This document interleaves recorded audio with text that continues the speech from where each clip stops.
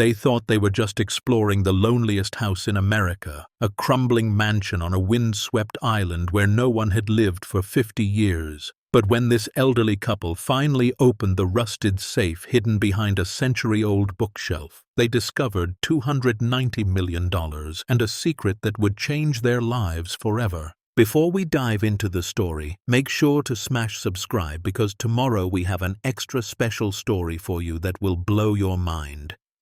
The kitchen table in Margaret and Harold's small rental cottage held 3 things that morning in late September.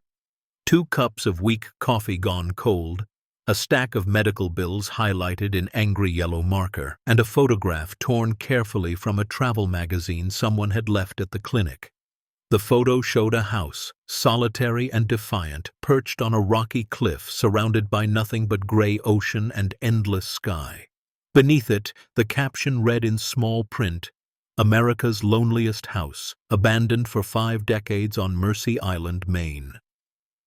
Margaret traced her finger along the image's worn edge, her 72-year-old hands marked with age spots and the subtle bend of arthritis that made gripping a wrench nearly impossible these days. She'd been a bookkeeper for 40 years before retiring, numbers her whole life, and now the only numbers that mattered were the ones printed in red at the bottom of each medical statement.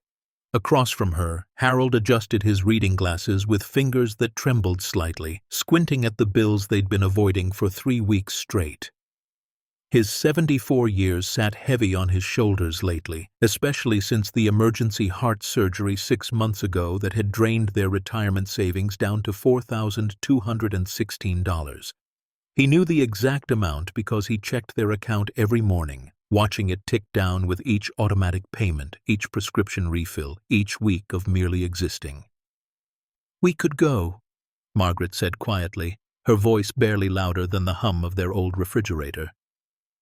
Harold looked up, his gray eyes confused behind smudged lenses. "Go where?"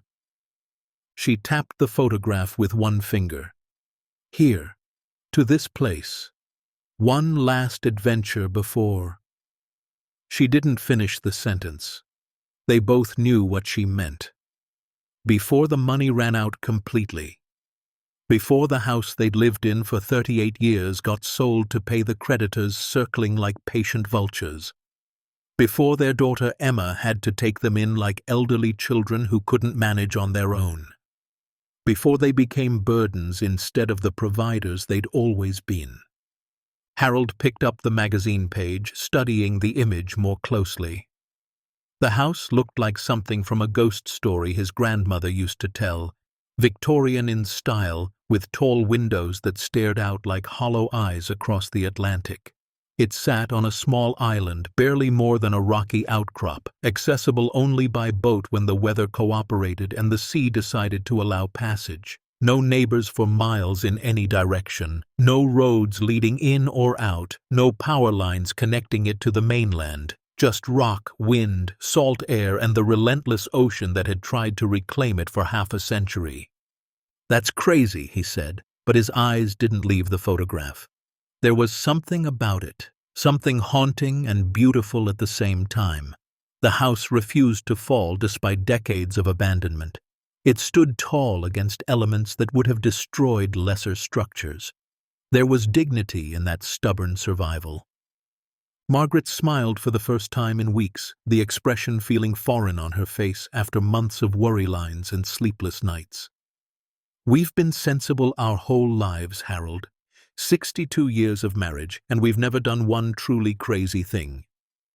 "We eloped," he reminded her, a hint of their old playfulness creeping into his voice. "To City Hall on a Tuesday during your lunch break. That doesn't count."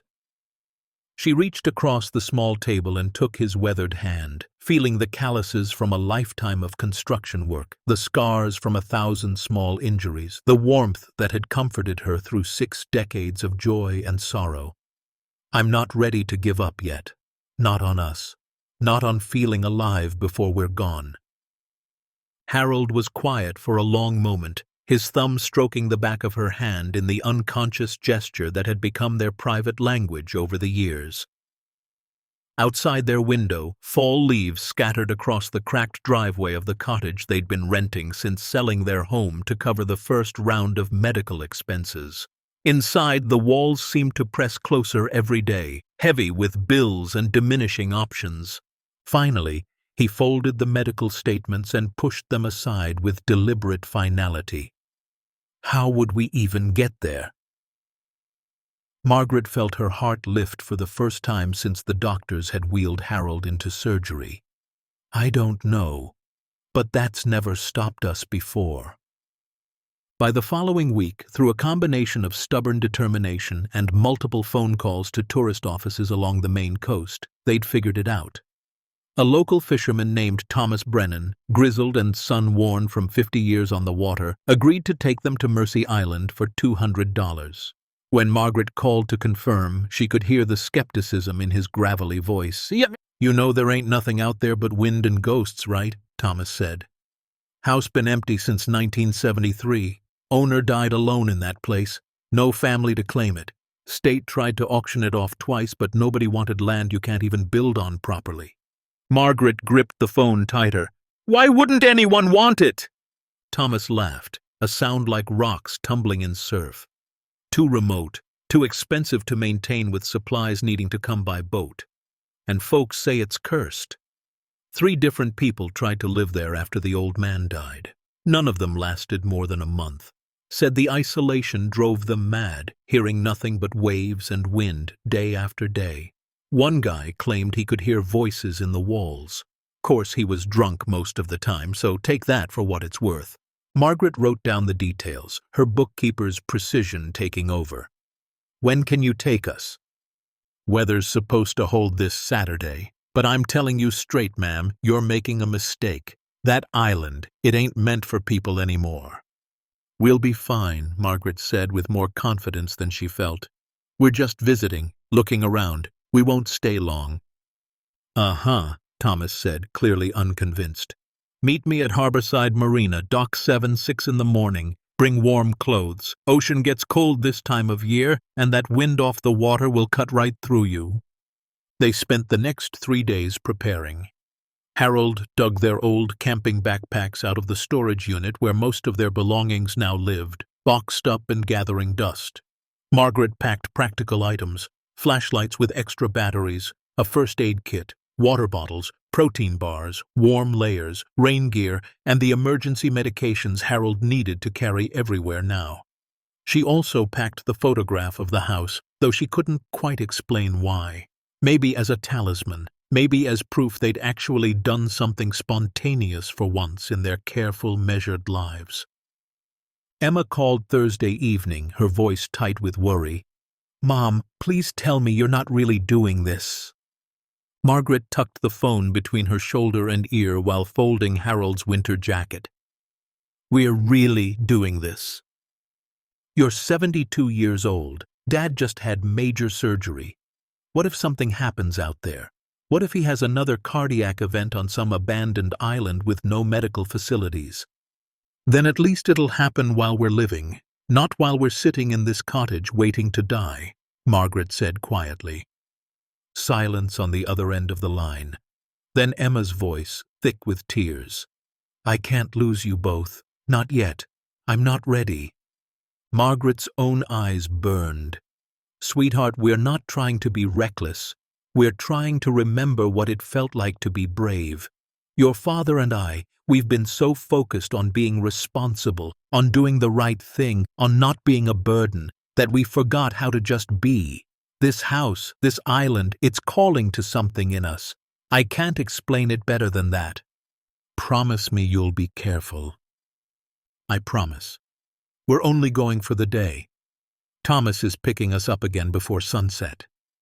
After she hung up, Harold found her standing at the kitchen window, looking out at nothing. Emma's scared for us, she said. He wrapped his arms around her from behind, his chin resting on top of her head the way he'd done since they were teenagers. Everyone's always scared for us now. Scared we'll fall, scared we'll forget our medications, scared we'll somehow break. Maybe it's time we scared them by being strong instead. Saturday morning arrived cold and gray, the sky hanging low with clouds that threatened rain but hadn't yet decided to commit. They drove their old sedan to Harborside Marina, arriving 15 minutes early out of habit. The marina was quiet at this hour, just a few early fishermen checking their boats and loading gear. The smell of salt, diesel, and fish guts hung heavy in the air. Thomas was already waiting at Dock 7, loading supplies onto a weathered fishing boat that had seen better decades. He looked exactly like Margaret had imagined. Tall and lean, face carved by sun and wind, gray beard trimmed short, wearing rubber boots and a jacket that had been repaired so many times the patches had patches. "You actually showed up," he said, helping them aboard with a steady hand. "Figured you'd come to your senses." "We've had 62 years of sense," Harold said, settling carefully onto the boat's bench. "Time for a little nonsense." Thomas secured their bags and untied the mooring lines. "Well, nonsense is definitely what you'll find out there." The journey took 97 minutes through increasingly choppy gray water. Margaret watched the mainland fade behind them until there was nothing but ocean in every direction, the horizon a blur where gray sky met gray sea. The isolation was absolute, beautiful and terrifying all at once. She'd lived her entire life within 20 miles of where she was born, always surrounded by people, buildings, roads, the infrastructure of civilization. Out here there was nothing, just them, Thomas, his boat, and the vast indifference of the Atlantic. The rocking motion made her stomach queasy, and beside her, Harold gripped the bench with white knuckles, his face pale. She took his hand, and they rowed in silence, each lost in their own thoughts about what they were doing and why they couldn't have just stayed home with their bills and their fears and their slow march toward irrelevance. Finally, through the mist, the island emerged. It rose from the sea like something primordial, a dark tooth of rock and sparse vegetation, maybe 2 acres total, with cliffs dropping sheer to the water on 3 sides. And there, clinging to the highest point as if defying gravity and common sense, stood the house. It was larger than the photograph suggested. 3 full stories of weathered gray wood and cracked white paint that had once been pristine, but now hung in peeling strips like old skin. A widow's walk crowned the roof, its railing broken in places, swaying slightly in the constant wind. Windows, some intact and reflecting the clouded sky, others shattered and dark as missing teeth, stared out across the ocean. A stone pathway, now overgrown with wild grass and stubborn weeds, led from a small wooden dock to the front door. The dock itself was barely intact, several boards missing, others rotted through. Thomas maneuvered his boat alongside carefully. "This is as close as I can get. You'll have to jump. Watch your step. Some of those planks are more air than wood." Harold went first, moving stiffly but making it across. Then Margaret, and for one heart-stopping moment she felt a board give beneath her weight, but Harold caught her arm and pulled her to solid footing. Thomas handed them their bags. "I'll be back at 4 o'clock, he said. "That gives you about 7 hours. If you're not here at 4, I'm leaving without you. Can't be here after dark. Navigation's too dangerous and the tide gets unpredictable." Margaret checked her watch. 9:33. "We'll be here." Thomas looked at them both for a long moment, something unreadable in his weathered face.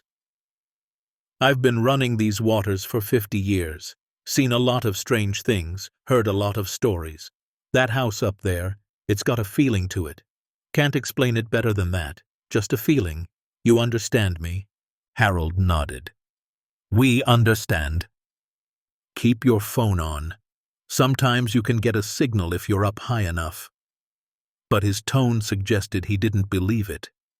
Then he pushed off, and the sound of his engine faded into the distance until there was nothing but wind howling through rocks and waves crashing against the cliffs far below. Margaret and Harold stood alone on the dock, looking up at the house. The wind pulled at their clothes, cold and persistent, carrying the smell of salt and something older, like stone and time. Neither of them spoke for almost a full minute, "Well," Harold finally said, "we came all this way." They walked up the overgrown path slowly, partially because of their age and Harold's recovering heart, partially because with each step the enormity of what they were doing settled over them. This wasn't just exploring an abandoned house. This was stepping outside every boundary they'd lived within for 7 decades. This was choosing uncertainty over safety, mystery over routine, one last adventure over quiet resignation. The front door wasn't locked. The knob turned easily in Harold's hand, and the door groaned open on hinges that probably hadn't moved in years. The sound echoed through the house like something waking from a very long sleep. Inside, the air was thick with dust and stillness. Weak morning light filtered through dirty windows, illuminating a grand foyer that must have once been magnificent. The ceiling soared 2 stories above them, with a chandelier hanging like a frozen waterfall, its crystals dulled by decades of grime but still suggesting former elegance. A wide staircase curved upward to the 2nd floor, its wooden banister carved with intricate detail. But what struck Margaret most was how frozen in time everything appeared. Furniture sat exactly where it had been left, draped in white sheets that had yellowed with age. A coat rack near the door still held a heavy wool coat, hat, and umbrella. Mail lay scattered on a small table, letters addressed to someone named Joseph Whitmore, postmarked from the early 1970s. To the right, a parlor. Margaret stepped inside carefully, her footsteps impossibly loud on the dusty wooden floor. Sheet-covered furniture suggested a sofa, chairs, a piano in the corner. She pulled back one sheet, revealing a Victorian-style chair upholstered in what had once been deep blue velvet, now faded and moth-eaten but still elegant in its bones. To the left of the foyer, a library. Floor-to-ceiling bookshelves lined every wall, packed with volumes whose spines she could barely read through the dust. A massive desk sat before a large window overlooking the ocean. The view would have been spectacular on a clear day. Even now, shrouded in mist, it was haunting. Harold opened a door at the back of the foyer and found a hallway leading to the kitchen. "Margaret, come look at this!" She followed him into a kitchen that seemed stuck in a time warp. Avocado green appliances from the 1960s or 70s, yellow floral wallpaper peeling at the seams, a small breakfast table set for one, and in the sink, dishes still waiting to be washed. On the plate, nothing remained but a faint brown stain that might have once been food, now decayed to dust over 50 years. "It's like he just walked away mid-meal," Harold said quietly. "Or died," Margaret whispered, feeling a chill that had nothing to do with the temperature. They moved through the rest of the 1st floor in near silence, speaking only in whispers, though they couldn't have said why. Maybe because the house felt sacred somehow. Not haunted exactly, but inhabited by memory, by the weight of a life lived in complete solitude. The dining room held a long table that could seat 12, though only one place setting rested at its head. In a small study off the main hall, they found a desk covered in papers, bills, notices from banks and lawyers, all ignored, all left exactly where they'd been placed. "He was rich once," Harold said, examining an old financial statement. "Look at these numbers. Hundreds of thousands of dollars in accounts from the 1960s. That would be worth millions today." Margaret picked up another document, this one a property deed. He owned this island outright, bought it in 1954 for $37,000. They climbed the stairs to the 2nd floor, testing each step carefully. The wood held, though it creaked in protest. 3 bedrooms and a bathroom lined the hallway, each door standing open like missing teeth in a smile. The main bedroom was clearly where Joseph had lived. The bed was made, military corners still crisp despite decades of dust. Clothes hung in the closet, suits from another era, shoes lined up precisely beneath them. On the nightstand, a photograph in a silver frame showed a young man, perhaps 25 or 30, standing beside a beautiful woman with dark hair and bright eyes. Both were smiling, the kind of smile people only smile when they're truly happy, unguarded, full of hope. Margaret picked up the frame, wiping dust from the glass with her sleeve. On the back, written in fading ink, Elizabeth and Joseph, Boston, 1948. His wife? Harold suggested. Maybe, or sister, mother? Margaret studied the woman's face. There was something familiar about her smile, though Margaret couldn't place why. She set the photo down carefully, exactly where it had been. The second bedroom appeared to be a guest room, never used. The third had been converted into some kind of workshop. A large table held electronic equipment, circuit boards, tools, notebooks filled with sketches and calculations. Harold picked up one notebook, flipping through pages of complex mathematics and engineering diagrams. He was an inventor, Harold said with growing excitement. Look at this. These are patent drawings, circuit designs. This guy was brilliant. Margaret looked over his shoulder at the precise, technical drawings. What was he inventing? I don't know, but it's sophisticated. Way beyond my understanding. Harold set the notebook down reverently. Why would someone this smart hide away on an island? They climbed to the third floor, which held only one room, a vast open space that ran the entire length of the house. Windows on 3 sides offered 360-degree views of the ocean. This must have been Joseph's sanctuary, his thinking space. More notebooks covered a desk. Star charts hung on the walls. A telescope, dusty but expensive-looking, stood by one window. He was watching the stars, Margaret said, touching the telescope gently. All alone out here, watching the stars. Harold moved to the desk and opened one of the notebooks. This one was different from the technical journals downstairs. This one was personal, a diary of sorts. He read aloud. October 12, 1971. Another day of solitude. The isolation no longer frightens me as it once did. In fact, I've come to prefer it. People complicate things. They want, they need, they take. Out here, there are no wants, only existence, only the work, only the eternal question of whether I've hidden it well enough. Margaret felt her skin prickle. Hidden what well enough? Harold flipped forward several pages. December 3rd, 1971. I've completed the final transfer. Everything converted, everything secured. They'll never find it, not unless they know where to look. And the only ones who knew are gone now. Elizabeth would understand. She always understood that trust is the most dangerous currency of all. Keep reading, Margaret urged.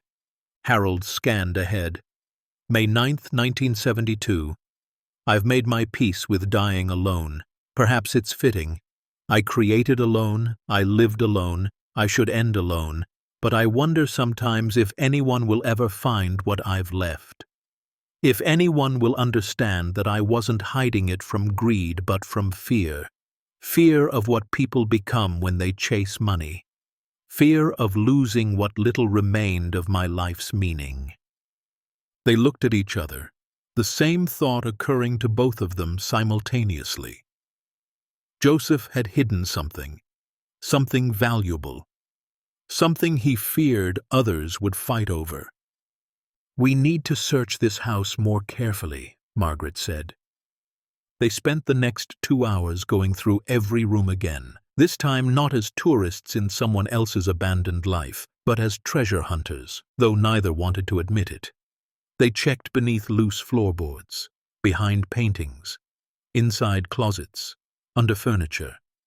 They found old letters, more photographs, documents that painted a picture of a brilliant, paranoid man who'd made a fortune from his inventions and then spent the last decades of his life terrified that someone would steal it. It was Margaret who finally made the connection. She'd returned to the library, drawn by something she couldn't quite name. The books themselves weren't particularly valuable, she checked, just normal novels and reference texts. But standing there, looking at the shelves, she realized something was wrong. The wall behind the bookshelf on the eastern side of the room didn't match the dimensions of the house. If she estimated correctly, there should be about 8 more feet of space before the outer wall. "Harold," she called, her voice shaking slightly. "Come look at this." He joined her, and she explained her observation. Together, they began examining the bookshelf more closely. It was built in, floor to ceiling, packed with volumes. But when Harold pressed against it experimentally, something clicked. "It's not attached to the wall," he said. "It's attached to something behind it." They started removing books, stacking them carefully on the floor. As the shelf emptied, they could see that it wasn't actually a shelf at all. It was a facade, a false front. And behind it, along the left edge, nearly invisible in the shadows, were hinges, heavy iron hinges. Margaret's heart pounded so hard she thought it might give out. "It's a door!" Harold found the release mechanism hidden behind where a large dictionary had been shelved. When he pressed it, something deep in the wall clicked. The entire bookshelf unit swung outward on those hidden hinges, revealing darkness beyond. Cold air rushed out, carrying the scent of salt and stone and something metallic. They stood at the threshold, looking into shadows their flashlights couldn't quite penetrate, knowing that whatever Joseph Whitmore had hidden, whatever he'd protected with paranoia and isolation for decades, they were about to find it. Neither of them spoke. The wind howled outside, rattling windows. Somewhere far below, waves crashed against rocks. And in that moment, standing at the entrance to Joseph's final secret, Margaret and Harold understood they'd stumbled into something far bigger than an abandoned house, far more consequential than one last adventure before their money ran out. They'd found the edge of a mystery that had waited 50 years for someone brave enough or foolish enough to solve it. Margaret reached for Harold's hand, their fingers intertwining with the practiced ease of 6 decades together. "Should we go in?" she whispered. Harold squeezed her hand. "We've come this far." Together, flashlights raised, they stepped through the doorway and into Joseph Whitmore's carefully guarded darkness, having no idea that what they were about to discover would change not just their lives, but would become a story told for generations about integrity, mystery, and the fortune hidden in the loneliest house in America. Beyond the hidden doorway, stone steps descended into darkness. Margaret's flashlight beam cut through the dusty air, revealing 15 worn steps carved directly into the island's bedrock. The walls on either side were rough stone, cold and damp to the touch, glistening slightly with moisture that had seeped through over decades.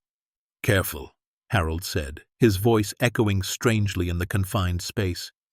"These steps are wet."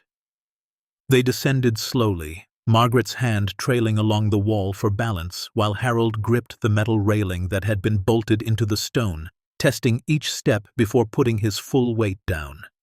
The air grew colder with each step, and that metallic scent Margaret had noticed earlier intensified, mixed with something else, old paper, preservation chemicals, the smell of secrets kept too long. At the bottom they emerged into a chamber that took Margaret's breath away. It wasn't large, maybe 12 feet square, but every inch had been meticulously designed. The walls were lined with what looked like lead panels, and the floor was smooth concrete, perfectly level, despite being carved from raw rock. Industrial lights hung from the ceiling, connected to thick electrical cables that disappeared into the stone. Harold found a switch near the entrance and flipped it experimentally. Nothing happened. Power's been out for decades, probably. But it was what occupied the chamber that made them both freeze. Against the far wall, dominating the small space like a sleeping giant, stood an enormous safe. It was old, the kind you'd see in period photographs from the early 1900s, black iron with brass fittings, standing nearly 6 feet tall and at least 4 feet wide. The door was thick, maybe 6 inches of solid metal, with a complex combination dial in the center and a wheel handle that would take both hands to turn. Margaret approached it slowly, almost reverently, her fingers trembling as she touched the cold metal. "Harold, this is a Herring Hall Marvin safe. I've seen pictures of these. They made them for banks and wealthy estates in the early 20th century. Some of them are nearly impossible to crack even with modern equipment." "How do you know that?" Harold asked, surprised. I had a client once, back when I was doing bookkeeping for estate sales. They found one in an old mansion. Took them 6 months and $20,000 to get it open. Inside was nothing but old newspapers and a dead rat.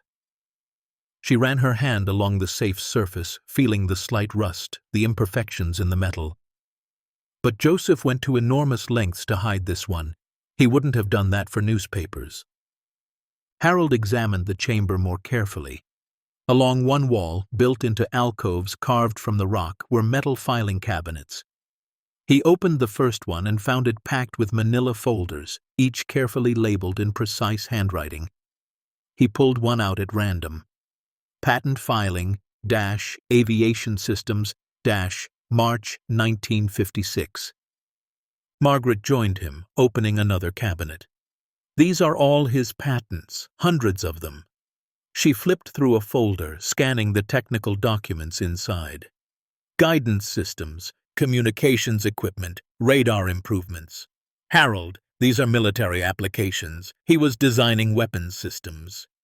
Not weapons, Harold corrected, reading from another file. Defense systems, navigation, early computer interfaces. This one's about satellite communication theory from 1961. That's before satellites were even common. They spent the next hour going through the files, piecing together Joseph Whitmore's story from the paper trail he'd left behind. He'd been a prodigy, graduated from MIT at 19, started filing patents at 21. By his 30s, he was wealthy. By his 40s, he was one of the most sought-after defense contractors in America. And then, in 1953, something changed. Margaret found the letter tucked in a folder marked personal. It was handwritten on expensive stationery, dated May 14, 1953, addressed to Joseph from someone named Elizabeth Morrison. She read it aloud, her voice soft in the underground chamber. My dearest Joseph, I write this knowing you may never forgive me, but hoping you'll understand. I cannot marry you. Not because I don't love you, I do, more than I thought possible, but because I see what this work is doing to you. You've created miracles, but they're being used to create machines of death. You tell yourself it's defense, it's protection, but darling, when does a shield become a sword? I'm returning to Boston. I'm going to teach, like we once dreamed of doing together. I hope someday you'll find peace with what you've built. I hope someday you'll forgive me for leaving. But most of all, I hope you'll forgive yourself. With all my love, Elizabeth. Harold was quiet for a long moment. That was her, in the photograph upstairs, the woman who was smiling with him. Margaret refolded the letter carefully. He never married, never had children. He lost the woman he loved because of his work. They found more letters, all from Elizabeth, spanning years. She'd tried to stay in touch, invited him to visit, sent news about her life, her teaching position at a girls' school in Boston, her small apartment overlooking the Charles River. The last letter was dated October 7, 1968. Joseph, I'm writing to tell you I'm sick. The doctors say I have perhaps 6 months. I've thought about you every day for 15 years. I hope you found happiness. I hope you know that leaving wasn't about loving you less, it was about loving you enough to hope you'd change. Be well, my dear friend. Elizabeth. Margaret felt tears on her cheeks. She'd been so focused on her own struggles, her own medical bills and financial fears, that she'd forgotten how many different kinds of loss there were. Joseph had lost love. Harold had nearly lost his life. She was losing their home, their security, their independence, and here in this underground chamber, 50 years of grief seemed to press down on all of it. Why are we here? She asked suddenly. Really, why did we come to this place? Harold looked at her, understanding the question wasn't really about the island. Because we're forgotten too. Because the world moved on without us, and we needed to prove we still existed, that we still mattered. Margaret nodded, unable to speak. It was true. Their friends had died or moved to retirement communities. Their daughter visited once a month, duty calls heavy with forced cheerfulness. Their neighbors in the rental cottage complex didn't know their names. They'd become invisible, just like this house, just like Joseph, just like everyone who lived too long in a world that valued youth and productivity over wisdom and survival. A sudden crack of thunder made them both jump. They'd been so engrossed in the files, in Joseph's story, that they hadn't noticed the light from the stairwell had dimmed. Harold checked his watch, 2:47 in the afternoon, but when they climbed back up to the library, the sky outside had turned nearly black. "Storm came in fast," Harold said, moving to the window. The ocean had transformed. What had been choppy but manageable that morning was now violent, waves crashing 40 feet high against the rocks below the cliff, sending spray halfway up to where the house stood. The wind had picked up too, howling around the structure with a fury that made the old windows rattle in their frames. Margaret pulled out her phone. No signal. She tried the emergency radio they'd packed. Static. "Thomas can't come get us in this!" Harold looked at his watch again. "He's supposed to be here at 4. That's just over an hour." But even as he said it, they both knew. No boat could navigate that water. No sane person would try. They were trapped, at least until the storm passed. Margaret felt a flutter of panic in her chest, but also, surprisingly, a strange sense of relief. They'd have to stay. They'd have to keep exploring. They had permission now, granted by weather and circumstance. They spent the next hour securing the house as best they could. Harold found a stack of old boards in what had once been a storage room and used them to cover the broken windows, hammering with rusty nails he found in a kitchen drawer. Margaret inventoried their supplies: 4 protein bars, 3 bottles of water, Harold's medications, 2 flashlights with mostly dead batteries, and a small first aid kit. Not much for a night in an abandoned house. By 4:30, when Thomas should have been arriving, the storm was at its peak. Rain hammered the roof like gravel being poured from the sky. The wind screamed around corners and through cracks, finding every weakness in the old structure. Somewhere upstairs, something banged repeatedly, a shutter or loose board, the sound like someone desperately trying to get in. "We should set up camp somewhere central," Harold said, "away from windows. The parlor might work." They dragged some of the sheet-covered furniture into a configuration that approximated comfort, clearing dust and debris, checking for signs of animal nests or water damage. In the kitchen they found canned goods in the pantry, decades old but the cans still sealed. Margaret wouldn't risk opening them, but their presence was oddly comforting, proof that Joseph had been prepared, that survival in isolation was possible. As evening fell, what little light had been filtering through the storm vanished completely. They sat in the parlor, their flashlights casting wild shadows on the walls, eating protein bars that tasted like cardboard and rationing their water. The house groaned and creaked around them, settling, adjusting, speaking in the language of old structures facing another storm in an endless series of storms. "Tell me about when you were young," Margaret said suddenly. "Before we met. What did you dream about?" Harold was quiet for a moment, surprised by the question. They'd been married 62 years. What could he possibly tell her that she didn't know? But then he realized she wasn't asking for information. She was asking for connection, for stories, for the thing that made them more than just 2 elderly people trapped in a storm. "I wanted to build bridges," he said, "real ones. Suspension bridges, the kind that changed geography. I used to sit in the library in high school and look at pictures of the Golden Gate, the Brooklyn Bridge. I thought if I could build something like that, something that helped people cross from one place to another, that would be a life well lived." "Why didn't you?" He smiled sadly. "Money, grades, fear, all the usual reasons dreams die. I became a carpenter instead. Built houses, decks, kitchen cabinets. Still building, just smaller, more practical. Do you regret it?" Harold thought about this honestly. "I used to. Then I built the addition on our house when Emma was born, and I realized I was still building bridges. Just different kinds. bridges between what a family needed and what they could afford, between dreams of space and the reality of budgets. Maybe not as grand, but still necessary. Margaret took his hand. You built us a beautiful life, until I got sick and destroyed it.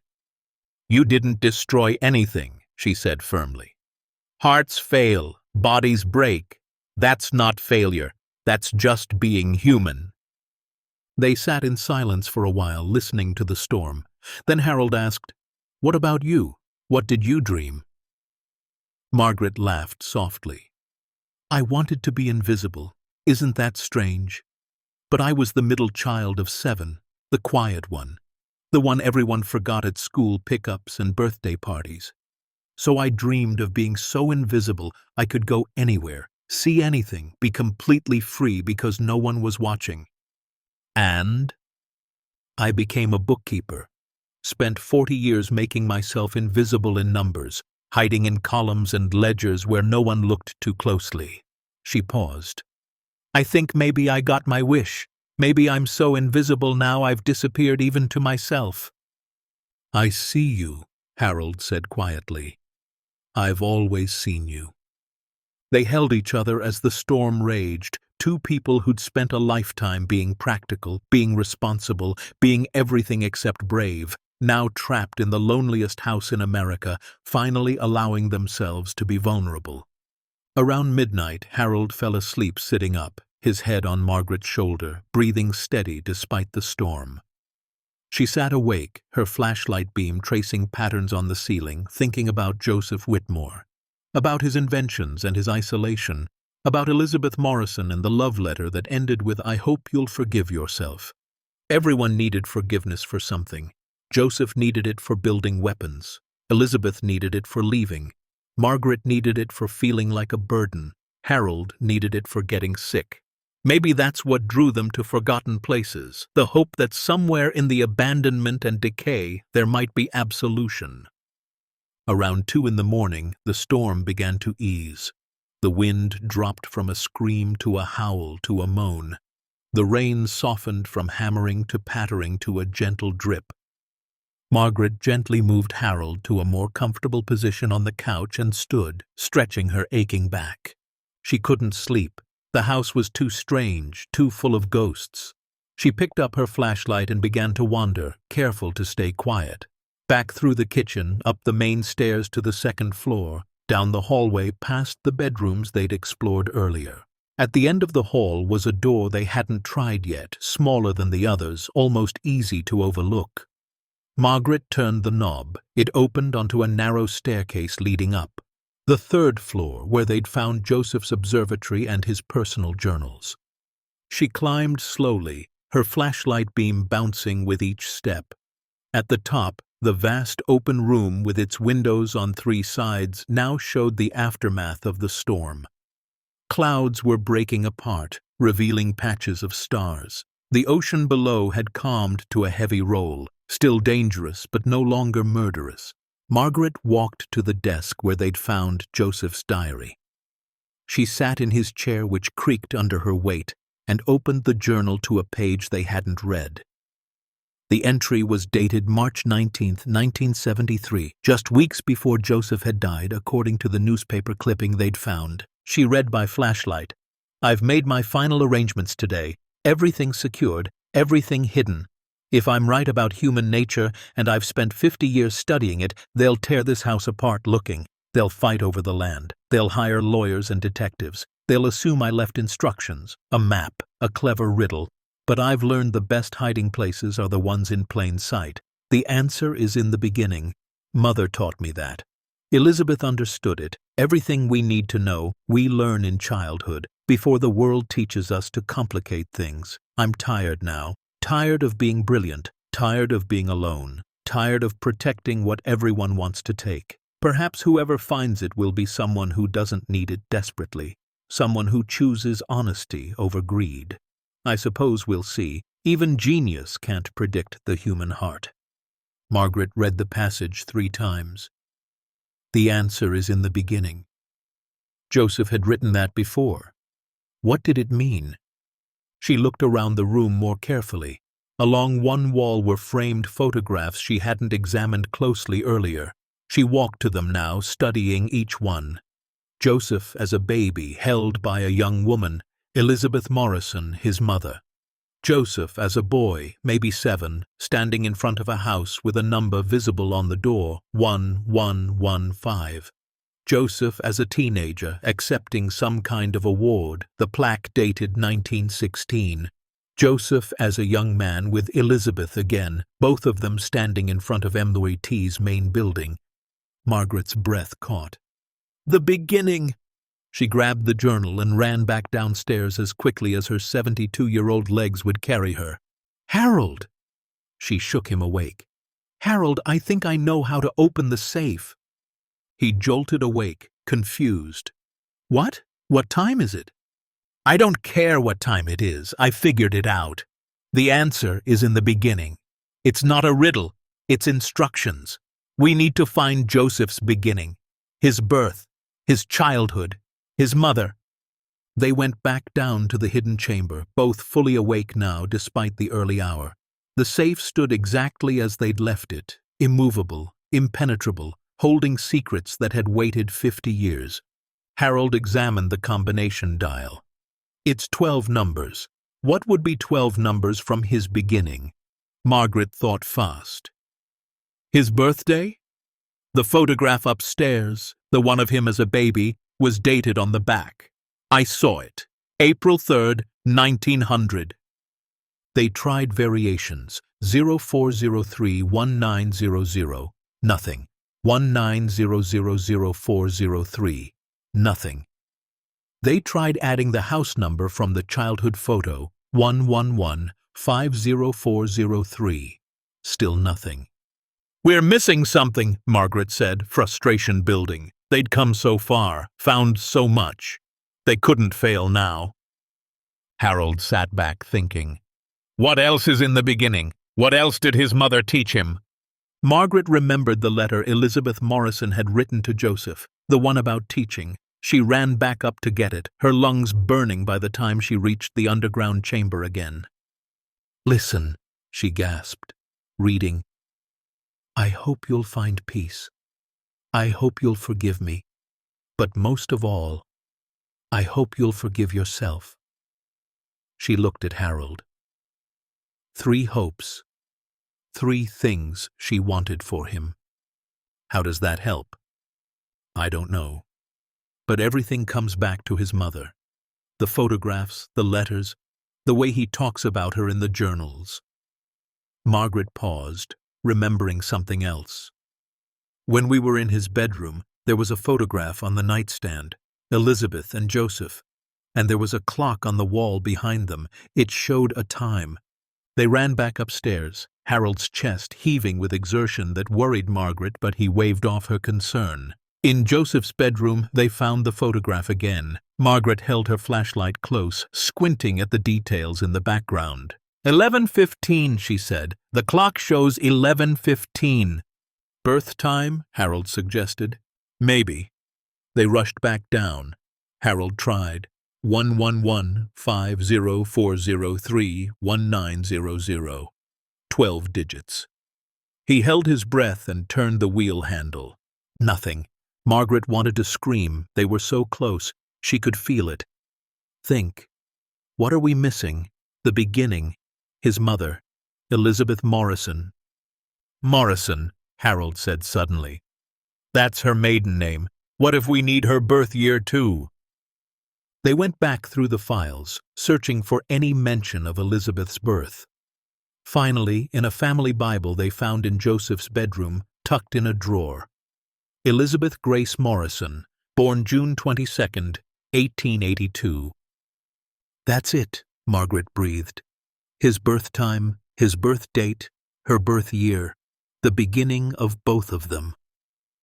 Back in the chamber, hands shaking, Harold entered the sequence. 111-50403-1882.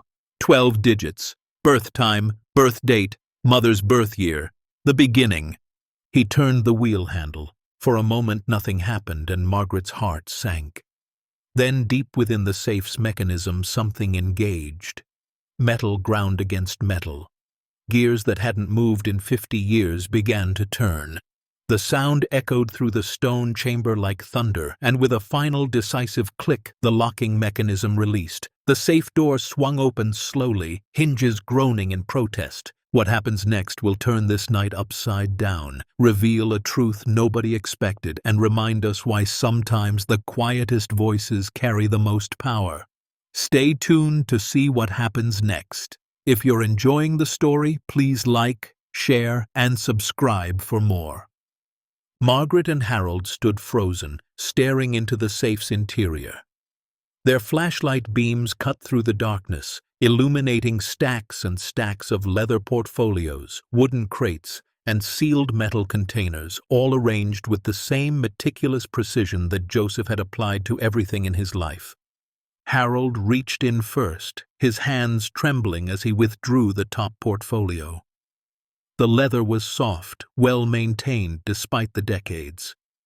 He opened it carefully and found himself staring at bearer bonds, official documents embossed with seals and signatures, each one representing $100,000. "Margaret," he whispered, his voice barely audible. "These are bearer bonds. They're like cash. Whoever holds them owns them." She looked over his shoulder at the neat rows of documents. "How many are in that portfolio?" He counted carefully, touching each edge. 62. That's $6,200,000, and this is just one portfolio. With growing disbelief, they counted the portfolios stacked in the safe. 15 identical leather cases, each containing roughly the same number of bonds. Harold did the mental math, his years of construction estimating serving him well. $93 million, he said, his voice flat with shock. Give or take, just in the bonds alone. But there was more. Beneath the portfolios sat wooden crates, 8 of them, custom fitted into the safe's lower section. Margaret carefully lifted one out, surprised by its weight. She set it on the concrete floor and opened the lid. Gold coins gleamed in their flashlight beams. Hundreds of them, each stamped with dates from the early 20th century. American double eagles, each containing nearly a full ounce of pure gold. "There's at least 500 coins in this crate," Harold said, his voice barely steady. "That's what, 15 ounces per crate, times 8 crates?" He paused, calculating. 120 ounces of gold. At current prices, that's probably another $3 million. Current prices, Margaret echoed numbly. But some of these might be rare dates. Collector value. They found out just how rare when Harold opened one of the sealed metal containers. Inside, nestled in individual velvet cases, were coins Margaret recognized from the photographs she'd seen in the files upstairs. A 1933 double eagle, an 1894 silver dollar, a 1913 Liberty nickel. Each coin was accompanied by authentication certificates from prestigious numismatic societies. Harold's hands shook as he held up one certificate. "Margaret, this 1933 double eagle, according to this document from 2001, it sold at auction for $7,600,000. That was over 20 years ago. Today it would be worth double that." They sat in silence on the cold concrete floor, surrounded by more wealth than they'd ever imagined in their combined lifetimes. Around them, stacked neatly in the safe, was Joseph Whitmore's entire fortune, converted to bearer instruments and precious metals, hidden away for 50 years, waiting for someone to find it. "How much?" Margaret finally asked. "Total. Just estimate." Harold was quiet for a long time, going through the documents they'd pulled out, doing calculations in his head. Finally, he looked at his wife of 62 years, and his eyes were wet with tears. "The bonds are about $93 million. The gold bullion is maybe $3 million. But these rare coins," he gestured to the velvet cases. "Based on the authentication documents and the auction records included here, we're looking at another $150 to $200 million. Maybe more." Margaret felt dizzy. She put her head between her knees, trying to breathe. That's... She couldn't finish the sentence. $290 million, Harold said quietly. Give or take, hidden in a safe on an abandoned island in a house no one wanted, by a man everyone forgot. They sat there as dawn began to break outside, sending weak gray light down the stone steps. Neither of them could quite process what they'd found. Their medical bills totaled $68,000. Their lost home had sold for $212,000. Their entire life savings had never exceeded $90,000 at its peak. And now they were sitting next to $290 million in a format that technically belonged to whoever held it. Bearer bonds, rare coins, gold bullion, all of it designed to be untraceable, untrackable, held by whoever possessed it. We could just take it, Harold said softly. Pack up what we can carry, leave the rest. Come back with a bigger boat. No one knows we're here except Thomas, and he wouldn't know what we'd found. Margaret looked at him, really looked at him, seeing the same temptation in his eyes that she felt in her heart. They could solve everything, pay every bill, buy back their house, help Emma and the grandchildren, finally stop being invisible, stop being forgotten, stop being afraid. No, she said, and her voice was stronger than she expected. We can't. Why not? Joseph's dead. He has no heirs. This place is abandoned. We found it fair and square. Because it's not ours, Margaret said. And because if we took it, we'd become exactly what Joseph feared. People who chase money, people who take, people who justify theft by calling it luck. Harold was quiet. She was right. He knew she was right. But God, it was hard. They'd been good their whole lives, paid their taxes, helped their neighbors, raised their daughter right. And where had it gotten them? Broke, forgotten, facing their final years with nothing but debt and diminishing dignity. So what do we do? He asked. Margaret stood, brushing dust from her pants. We document everything. We take photographs. We make a record. And then we find out who this legally belongs to, and we do the right thing. Even if the right thing means we get nothing? She smiled sadly.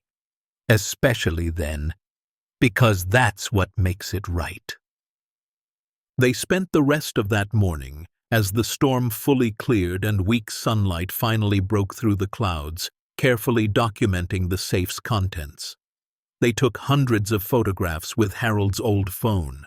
They made detailed lists of every bond, every coin, every certificate. They didn't move anything more than necessary. They treated it like the archaeological find it was, evidence of a life lived in fear and isolation, now laid bare. At 10:30 they heard it, the distant sound of a boat engine. They climbed the stairs, emerged from the library, and walked to the front door. Thomas was pulling up to the damaged dock, his weathered face creased with worry. "Thank Christ," he shouted when he saw them. "I was afraid I'd find you dead in there. Storm was worse than I expected. You two okay?" "We're fine," Margaret called back. "But Thomas, we need to go to the mainland, not home, to the Coast Guard station." "Coast Guard? What for?" Margaret looked back at the house, at the lonely structure that had guarded Joseph's secret for 50 years, and felt a strange sense of peace wash over her. "Because we found something," she said. "Something that doesn't belong to us." The boat ride back to the mainland felt surreal. Thomas kept glancing at them in his rearview mirror, curiosity written across his weathered face, but he didn't ask questions. Margaret and Harold sat close together on the hard bench, neither speaking, both lost in the enormity of what they'd discovered. The morning sun broke through the last of the storm clouds, painting the ocean in shades of silver and gold, and Margaret thought about how quickly everything could change. Yesterday morning, they'd been two forgotten people on one last desperate adventure. Now they were sitting on knowledge of $290 million hidden in a safe on an abandoned island. Her phone buzzed as they came within range of cell towers. 3 missed calls from Emma, 2 voicemails. She didn't listen to them. Not yet. She needed to figure out what to say first, how to explain what they'd found without sounding completely insane. The Coast Guard station in Port Haven was a squat concrete building that smelled of coffee and diesel fuel. A young officer at the front desk, barely 30, looked up when they walked in, wet and exhausted, and probably looking half crazy after a night in an abandoned house during a storm. "Can I help you folks?" he asked, polite but already dismissive. 2 elderly people, probably lost tourists, probably needing directions or complaining about something insignificant. "We need to report a discovery," Margaret said, her voice steadier than she felt. "On Mercy Island, in the Whitmore house." The officer's expression shifted slightly. "The old place? You were out there during the storm. That's federal land. Technically, you were trespassing." Harold stepped forward, pulling out his phone. "We weren't trying to trespass. We hired a boat to visit, got trapped by the weather. But while we were there, we found something significant." The officer sighed, clearly expecting this to be a waste of time. "What did you find? Old furniture? Historical artifacts?" "A safe," Margaret said quietly, "hidden behind a false bookshelf, containing approximately $290 million in bearer bonds, gold, and rare numismatic coins." The silence that followed was profound. The officer stared at them, his expression cycling through disbelief, suspicion, and finally, uncertainty. "I'm sorry, did you say 290 million? "Give or take," Harold said. He held up his phone. "We documented everything, took photographs, made lists. We didn't take anything, didn't move anything more than necessary. We just opened the safe and found it." The officer stood slowly. "Wait here! Don't go anywhere! Don't talk to anyone!" He disappeared into a back office, and through the door they could hear his muffled voice on the phone, urgent and animated. Margaret sat down in one of the hard plastic chairs lining the wall. Her legs felt weak. The reality of what they'd done was starting to sink in. They'd just reported finding a fortune. They'd voluntarily told authorities about wealth that no one else knew existed. They could have taken it, could have kept it secret, could have changed their lives forever. "Are you okay?" Harold asked, sitting beside her.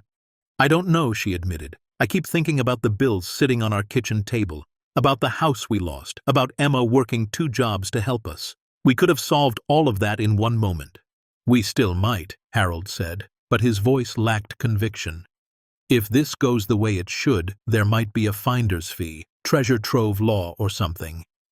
"And if it doesn't?" He took her hand. "Then we did the right thing anyway. That has to count for something." The officer returned 15 minutes later, followed by a man in a suit who introduced himself as District Commander Patrick Walsh. He had the bearing of someone who'd seen too much bureaucracy and not enough action, but his eyes were sharp as he studied Margaret and Harold.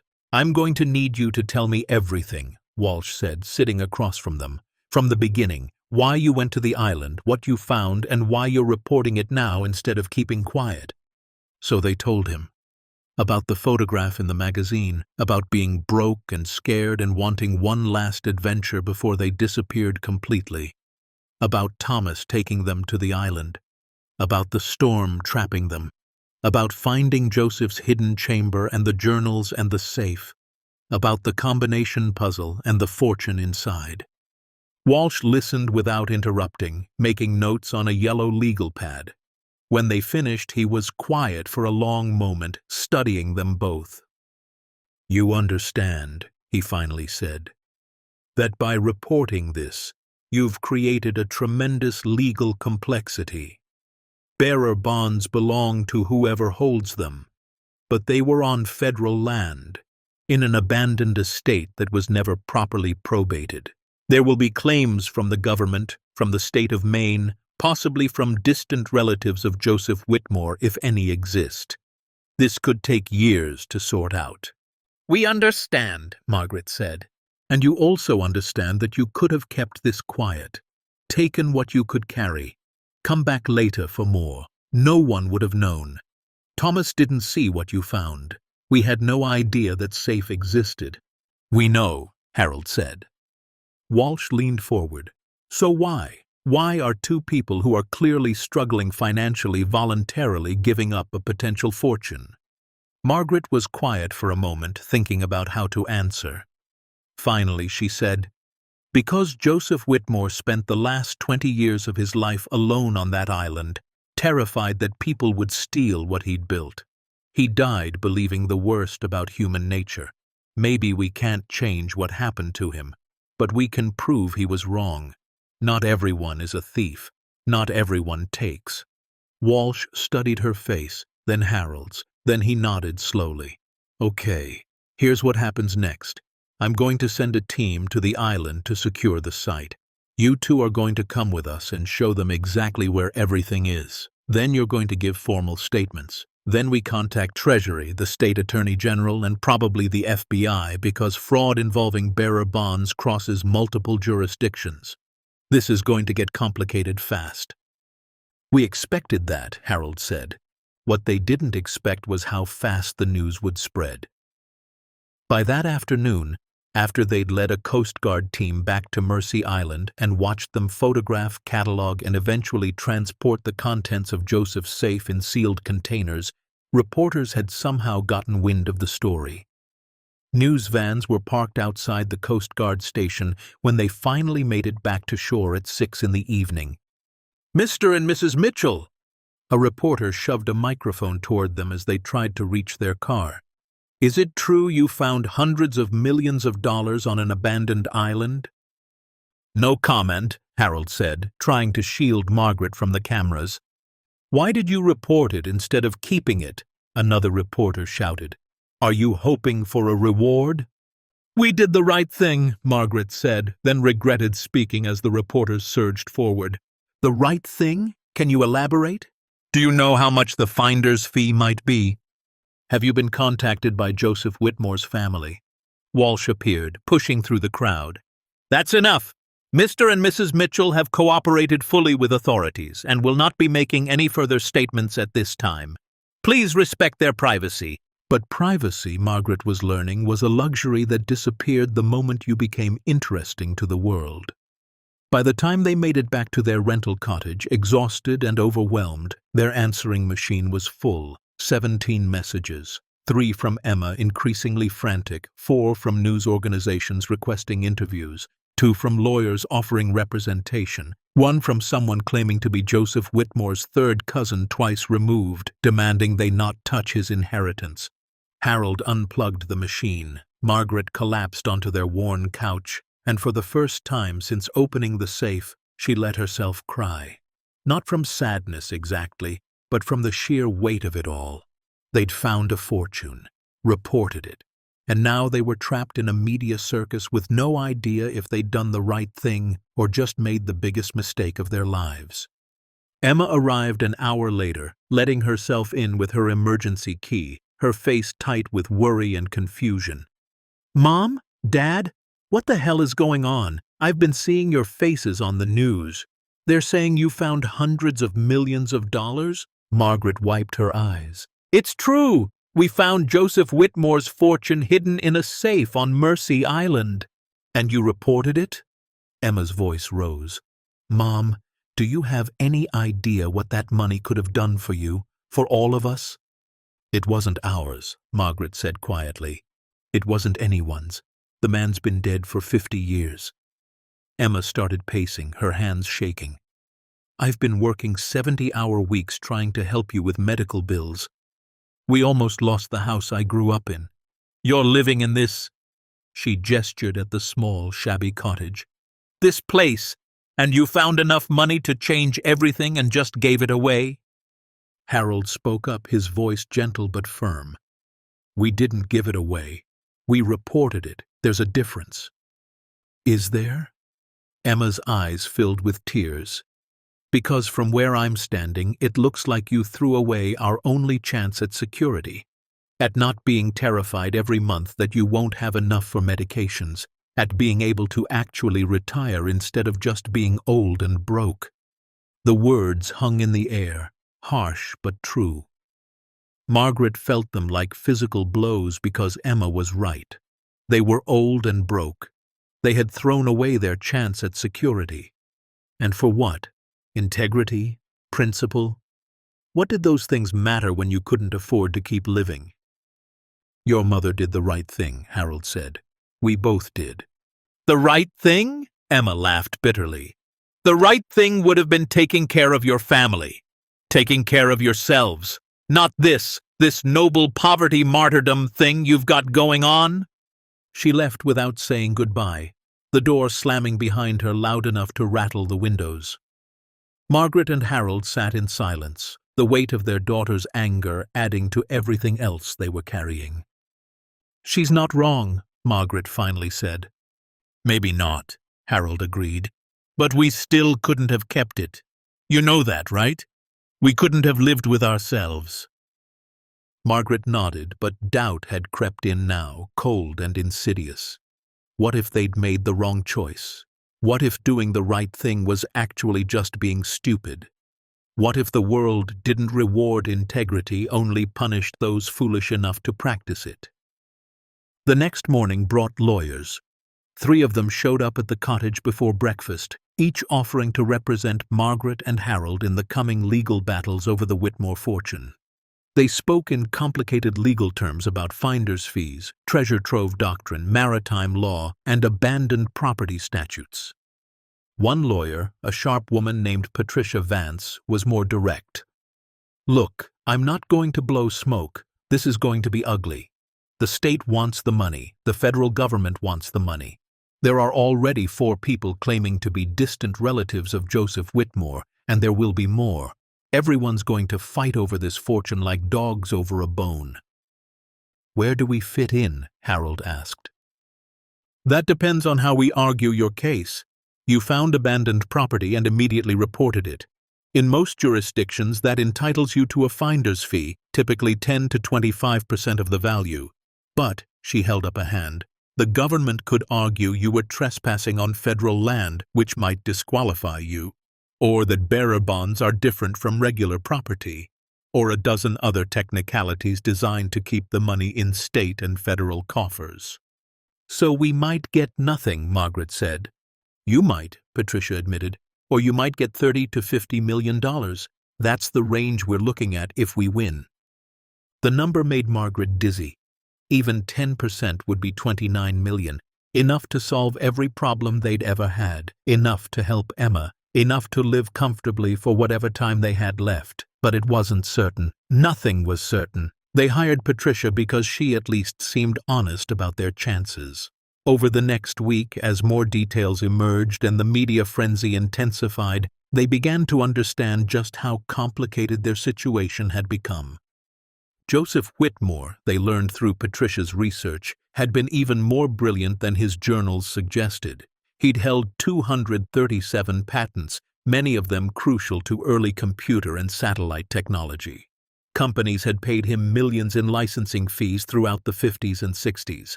But paranoid about lawyers and the government, he'd converted everything to bearer instruments, which meant whoever physically held them owned them. The problem, Patricia explained during one of many meetings, is that Joseph died intestate. No will, no heirs, no instructions. The state should have handled his estate, but it was such a mess, nobody wanted to deal with it. The island was abandoned. Everyone assumed his money had been spent or was sitting in banks somewhere, frozen. No one imagined he'd converted millions into portable wealth and hidden it. So legally, who does it belong to? Harold asked. That's the $1 million question, or the $290 million question. Patricia spread documents across their kitchen table.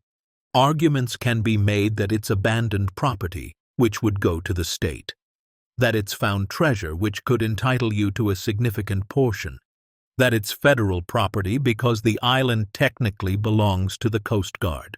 Or that it should go to any living descendants of Joseph's family, however distant. His mother had 3 siblings, Margaret said. She'd been researching too, diving into genealogy websites and census records. 2 brothers and a sister. Between them, they had 12 children. Those children had children. We're probably looking at 50 to 70 living descendants, most of whom never knew Joseph existed. Patricia nodded. And they're starting to come out of the woodwork. We've already been contacted by lawyers representing 16 different claimants. They smell money. Over the following months, as fall turned to winter and their small cottage grew colder because they couldn't afford to run the heat much, the legal machinery ground forward. Hearings were scheduled, postponed, rescheduled. Documents were filed, contested, refiled. Expert witnesses testified about the value of the coins, the validity of the bearer bonds, the laws governing found property. Through it all, Margaret and Harold's financial situation grew worse. The medical bills kept coming. The rent was due every month. Their savings dwindled to $300, then $100, then $32.16. Emma didn't call. The distance between them felt wider than the ocean surrounding Mercy Island. "We should have kept it," Harold said one night in January, sitting at the kitchen table with a pile of past-due notices. Emma was right. We were stupid. Margaret didn't argue because she'd been thinking the same thing. What had integrity gotten them? Media attention that faded, legal bills they couldn't pay, a daughter who wouldn't speak to them, and the very real possibility that they'd end up with nothing while lawyers and government agencies divided up the fortune they'd found. But then something unexpected happened. Letters started arriving, not from lawyers or reporters, but from regular people. A woman in California wrote, "I saw your story on the news. My husband died last year and left me with nothing but medical debt. Your honesty gave me hope that good people still exist. Enclosed is $20. It's all I can spare, but I wanted you to have it." A veteran in Texas sent $50 with a note. "You did what's right. The world needs more people like you." A teacher in Florida wrote, "I'm using your story in my ethics class. My students voted to send you this." Enclosed was $200 in small bills, clearly collected from children's allowances and birthday money. The letters kept coming, dozens of them, then hundreds. Small amounts mostly, $5 here, $20 there, sometimes just cards with no money but words of encouragement. Margaret cried over each one, overwhelmed by the kindness of strangers who had nothing to gain by helping them. "They're sending us money because we didn't take money," Harold said, staring at the pile of letters covering their kitchen table. "That's the most ridiculous, beautiful thing I've ever seen." The media caught on to this new angle. Honest couple who reported fortune now receiving donations from grateful Americans. It was a feel-good story, a counterweight to the cynicism of the legal battle. Talk shows wanted them as guests. A producer from a documentary company offered to pay for their story. Patricia advised against most of it. "Don't muddy the waters. Let the legal process work. But," she added, "you should know the public support is helping your case. There's pressure now on the state and federal government to not look like bullies going after 2 elderly people who did the right thing." The preliminary hearing came in March, 6 months after they'd found the safe. The courtroom was packed with reporters, lawyers representing various claimants, and government attorneys who looked like they'd rather be anywhere else. The judge, a stern woman named Helen Morrison, reviewed stacks of documents before speaking. "This is an unusual case," Judge Morrison began. "We have abandoned property discovered on federal land by private citizens who immediately reported their find.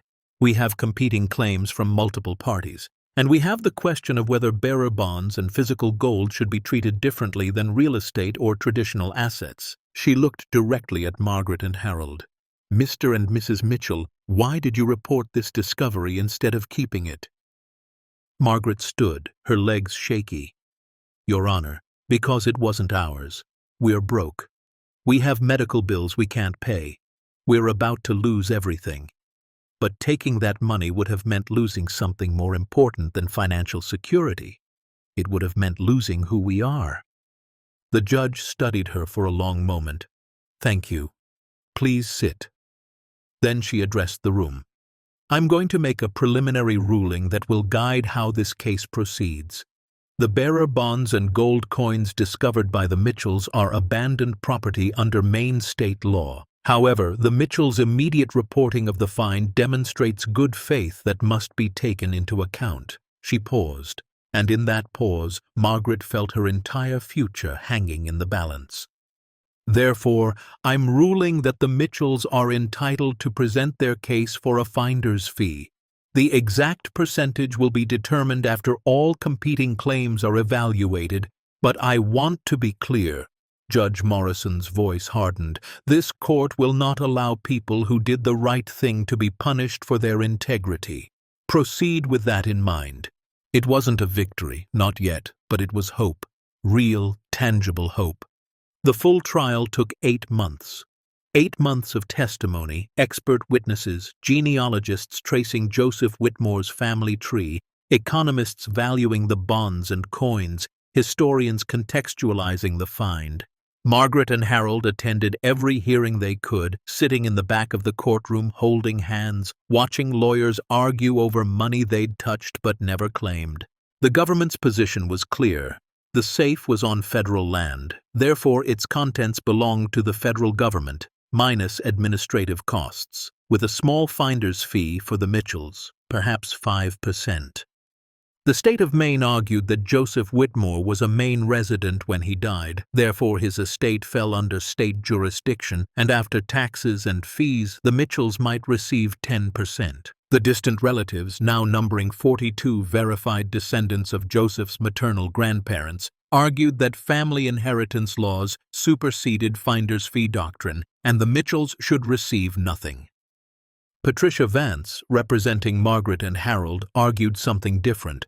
She argued that bearer bonds and physical gold were specifically designed to be held by whoever possessed them, that Joseph had deliberately converted his wealth into this form to avoid lawyers and government, that he'd hidden it hoping the right person would find it, and that Margaret and Harold, by immediately reporting their find instead of claiming it, had demonstrated the exact integrity Joseph had hoped for. "Your Honor," Patricia said during closing arguments, "my clients could have kept this fortune. They could have taken what they could carry and come back for the rest.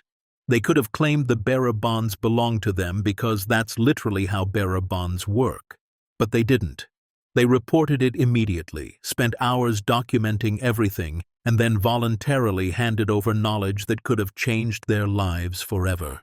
She paused, letting that sink in. The question before this court isn't just about property law or inheritance statutes. It's about whether we reward integrity or punish it. Whether we tell people that doing the right thing matters, or whether we tell them they're fools for not taking what they can get.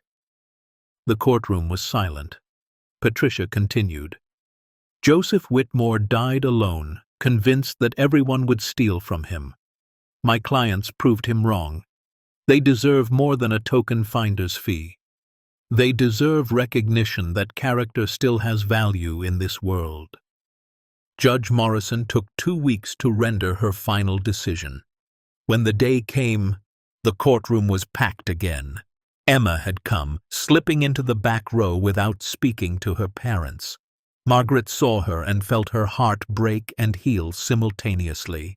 The judge reviewed the case thoroughly, explaining her reasoning on each point. The rare coins with exceptional numismatic value would go to the federal government's historical collection, with fair market compensation.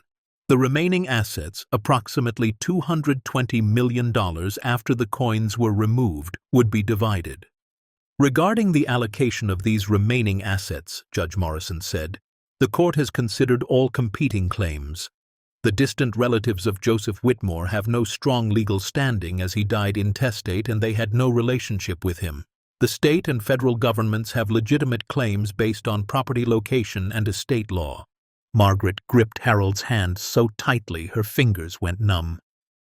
However, the judge continued, this court finds that the Mitchells' actions demonstrate exceptional good faith. They found property specifically designed to belong to whoever held it, and instead of claiming it, they reported it. That level of integrity demands recognition. She looked directly at them. "Therefore, it is the ruling of this court that Margaret and Harold Mitchell shall receive 40% of the non-numismatic assets, approximately $88 million, with the remaining 60% divided between state and federal governments. This finder's fee is appropriate given the unique circumstances and the Mitchells' demonstrated character." The courtroom erupted. Reporters rushed for the doors. Government lawyers began arguing immediately about appeals. But Margaret heard none of it. She turned to Harold, tears streaming down her face, and whispered, "We did it. We did the right thing, and it worked." Harold was crying too, pulling her close. $88 million. Patricia was grinning, shaking their hands, saying something about paperwork and disbursement schedules, but Margaret wasn't listening. She was looking at the back of the courtroom, where Emma stood crying, her hand pressed to her mouth. Their daughter pushed through the crowd, and when she reached them, she threw her arms around them both. "I'm so sorry," Emma sobbed. "I'm so sorry I doubted you. I'm so sorry I said those things." "It's okay," Margaret whispered, holding her daughter. "You were scared. We were all scared." "You were right," Emma said. "You were right about everything." That night, back in their rental cottage for what would be one of the last times, Margaret and Harold sat at their kitchen table. The same table where they'd first seen the photograph of the loneliest house in America. The same table where they'd made the decision to go on one last adventure. The medical bills were still there, but they no longer felt like weights. They felt like memories of a time that was ending. "What do we do now?" Harold asked. Margaret thought about Joseph Whitmore, alone on his island, protecting his fortune until he died. She thought about Elizabeth Morrison, who'd loved him but left because she couldn't watch him destroy himself. She thought about all the people who'd sent them small donations, strangers who believed that integrity mattered. "We live," she said simply. "We help Emma. We help people who need it. We buy back our house. And we make sure Joseph's story gets told right." "How do we do that?" Margaret smiled. "We preserve the house, turn it into something good, a place where people can go when they need to remember that the world hasn't forgotten them." Harold nodded slowly. The loneliest house in America becomes a place for people who feel alone. "Exactly." They sat together in their shabby cottage, two elderly people who'd found a fortune and given it away, only to have it returned transformed. Not just money, but meaning. Not just wealth, but worth. They'd proven that sometimes doing the right thing doesn't mean sacrificing everything. Sometimes it means discovering what truly matters. And somewhere out in the Atlantic, on a rocky island where waves crashed endlessly against ancient stone, Joseph Whitmore's house stood waiting, no longer lonely, no longer forgotten, finally ready to become what he'd never let it be in life. A home for hope, a refuge for the lost, a reminder that even in isolation, we're never truly alone. The months following Judge Morrison's ruling passed in a blur of paperwork, verification processes, and media attention that Margaret and Harold never quite got used to. The morning after the judgment, they woke to find news vans parked outside their rental cottage again, reporters camping on the small patch of lawn, neighbors they'd barely spoken to suddenly eager to chat. Harold had to escort Margaret to her car through a wall of microphones and cameras, questions being shouted from every direction. "How does it feel to be multi-millionaires? What will you do with the money? Do you have any regrets about reporting the find?" Margaret kept her head down, saying nothing until they were safely inside the car. Harold drove them to Patricia Vance's office, where they spent 3 hours signing documents, reviewing disbursement schedules, and trying to understand that yes, this was really happening. The money would be transferred in stages over 6 months due to the complexity of liquidating bearer bonds and selling the gold through proper channels, but the first payment, $12 million, would arrive within 30 days. 12 million, Harold repeated, the number feeling foreign in his mouth. That's more than we'd earn in 10 lifetimes. Patricia smiled, clearly pleased with herself. And you deserve every penny. You could have taken it all and disappeared. Instead, you did the right thing, and the system actually worked for once. Treasure that. It doesn't happen often, but the money felt abstract, theoretical, like something happening to other people. What felt real was the stack of medical bills still sitting on their kitchen table, the rent due notice on the refrigerator, the phone call from Emma 3 days after the judgment. "Mom?" Emma's voice was thick with emotion. "I need to apologize properly. Not just for doubting you, but for making you feel like your integrity wasn't worth anything. I was scared, and I took it out on you both." Margaret sat at the kitchen table, phone pressed to her ear, tears sliding down her cheeks. "You don't need to apologize, sweetheart. You were trying to protect us." "No, I was trying to protect myself. From having to watch you struggle, from feeling helpless, from being scared that I'd lose you because we couldn't afford to keep you healthy." Emma paused, and Margaret could hear her daughter crying. "But you taught me something more important than financial security. You taught me that who you are matters more than what you have. I forgot that. I'm sorry." "Come over," Margaret said. "Please. We've barely seen you in months."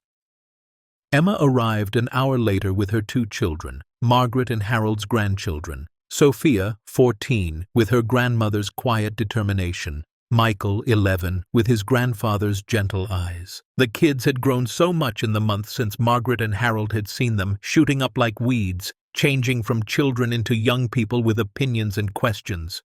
"Grandma," Sophia asked, sitting at the kitchen table where so much of this story had unfolded, "why did you tell everyone about the money? My friends at school say you could have kept it." Margaret looked at her granddaughter, seeing the genuine confusion in her young face. In Sophia's world, money solved problems. Money meant security. Why would anyone give that up? "Because some things are more valuable than money," Margaret said carefully.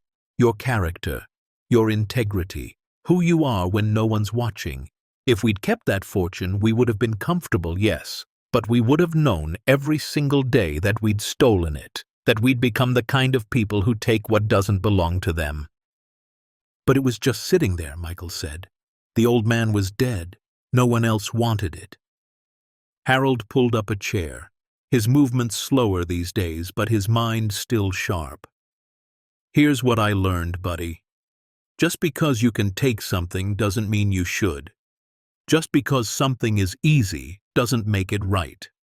Your grandmother and we've made a lot of mistakes in our lives, but this wasn't one of them."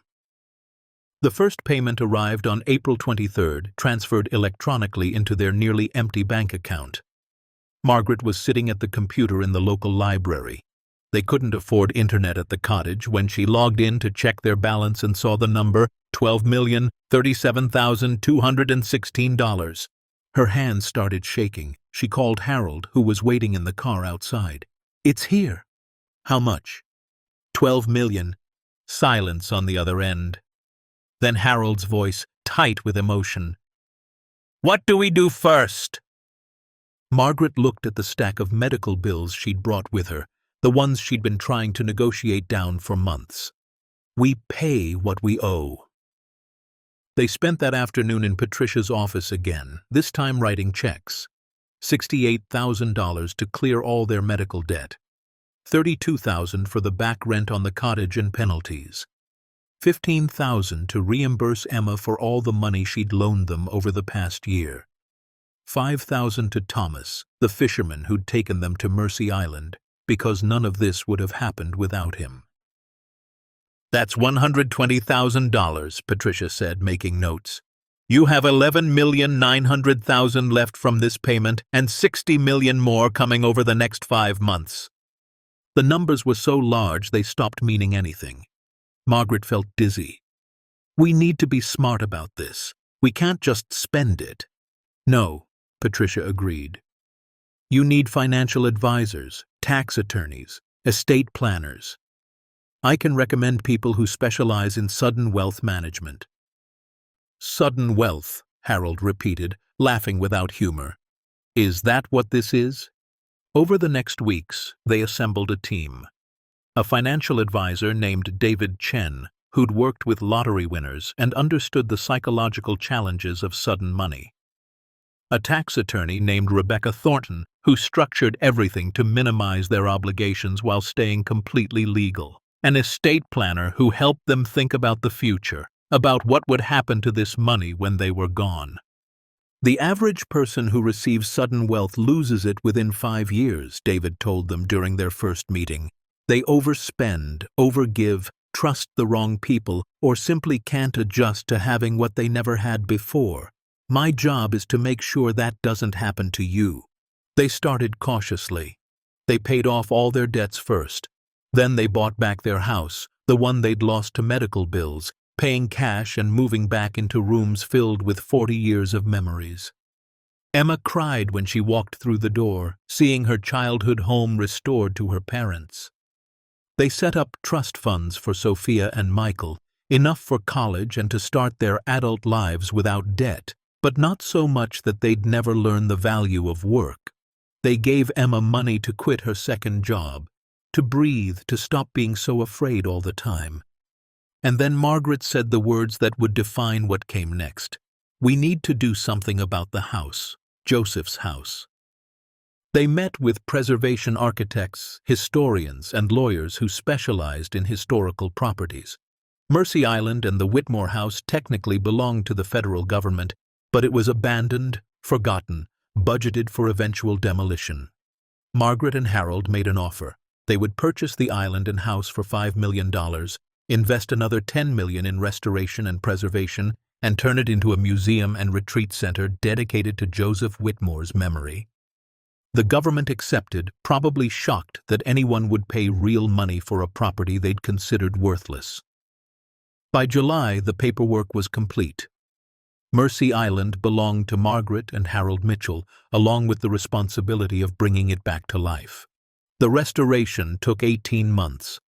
They hired a team led by a preservation specialist named Karen Oakes, who understood that this wasn't just about fixing a building, it was about honoring a life, telling a story, creating something meaningful from loneliness and isolation. The house's structure was solid. Joseph had built well, but decades of weather and neglect had taken their toll. The roof needed complete replacement. The windows, most of them anyway, had to be custom-made to match the original Victorian style. The plumbing and electrical systems had to be fully modernized while maintaining the historical character. Every room needed careful attention, stripping away decay while preserving what had been. Margaret and Harold visited the island once a month during the restoration, taking Thomas's boat out on calm days to check progress. It was strange watching the house transform. The gray, weathered exterior was repainted in its original colors, soft cream with dark green trim. The broken widow's walk was rebuilt, its railing sturdy once again. The overgrown path from the dock was cleared and lined with solar lights. Inside, rooms that had been frozen in time were carefully curated. Joseph's bedroom became an exhibit space, his personal effects displayed behind glass, the photograph of him and Elizabeth, his journals, his tools, his clothes. The library where Margaret and Harold had found the hidden door was preserved exactly as they'd discovered it. Bookshelf still on its hidden hinges, the entrance to the chamber below accessible but protected. The chamber itself became the centerpiece of the museum. The safe stood open now, empty but powerful, a symbol of fear and protection and the fortune it had held. On the walls around it, they mounted explanations of Joseph's life, his inventions, his retreat from the world, and the couple who'd found his final secret 50 years later. We need to tell his story honestly, Margaret insisted during one planning meeting. Not just the brilliant inventor part, but the paranoid, isolated, heartbroken parts too. People need to understand that genius doesn't protect you from loneliness. Success doesn't guarantee happiness. Money can't buy peace. They created exhibits about Joseph's patents, with interactive displays showing how his inventions had contributed to modern technology. They included Elizabeth's letters, with her permission obtained from her estate, showing the love story that ended in loss. And they added one unexpected element: a room dedicated to integrity. This room told Margaret and Harold's story, how they'd found the fortune, how they'd debated keeping it, how they'd chosen to report it, and most importantly, how that choice had changed their lives, not because of the money they eventually received, but because of who they'd proven themselves to be. The walls were covered with letters from strangers who'd sent them donations, words of encouragement, stories of being inspired. One letter from a teacher in Oregon read, "I was about to steal from my employer to pay for my mother's cancer treatment. I saw your story on the news and realized I couldn't live with myself if I did. I found another way. You saved me from becoming someone I'd hate." Margaret cried when she read that letter. Harold held her as she wept, both of them understanding that the fortune they'd found had rippled outward in ways they could never fully measure.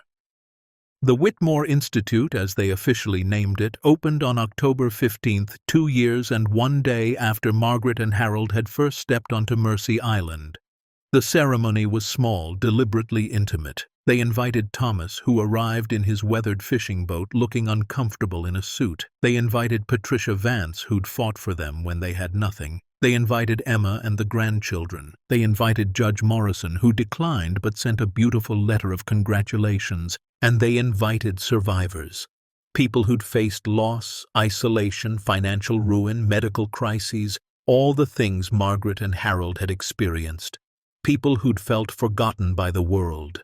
25 of them came, strangers who'd applied for the Institute's first retreat program, a week of solitude or community, their choice, in a place designed to remind them they mattered.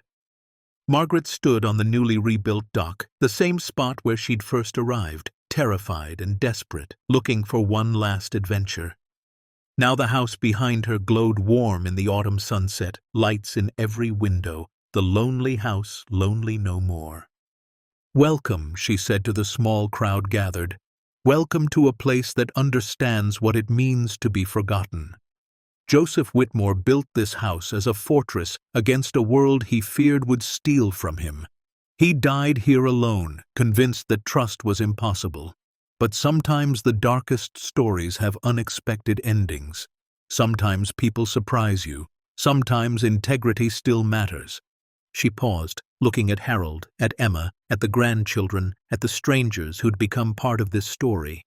This institute exists because one man worked in isolation and another couple chose honesty over comfort. It exists because a judge believed character deserves recognition. It exists because thousands of strangers sent us $5 bills and words of encouragement.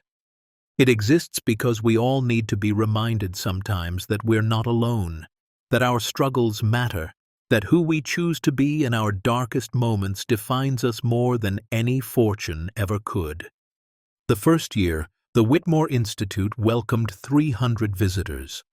People came to see the house, to learn about Joseph's inventions, to walk the island's rocky paths, and to sit in the silence that had once been oppressive but was now somehow peaceful. They came alone and in groups. They came seeking answers or simply seeking space to breathe.